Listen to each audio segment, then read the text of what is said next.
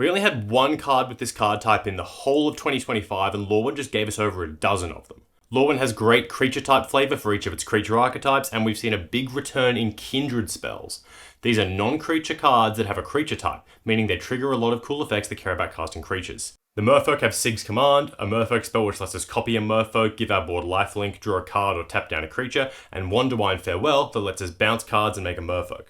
Elves have Tristan's Command, another choose 2 spell that gives you great elf synergies, buffs and removal, and Morkant's Eyes that gives you a repeatable surveil and lets you make a bunch of elf tokens for each elf in your graveyard. Goblins have Grub's Command, another choose 2 synergy piece that's great in Rakdos Goblins list, and Boggart's Mischief, which is a Blood Artist effect for goblins that also lets us make 2 goblin tokens by blighting as it enters.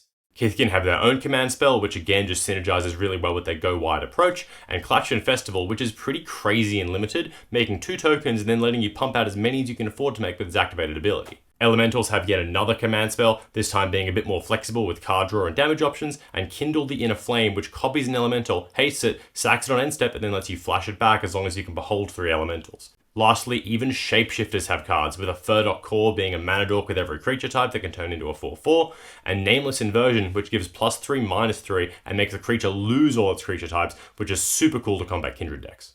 Such a cool mechanic, Lorwyn really nailed the flavor and function of all these creature types. Fingers crossed we see even more of these in the new sets this year.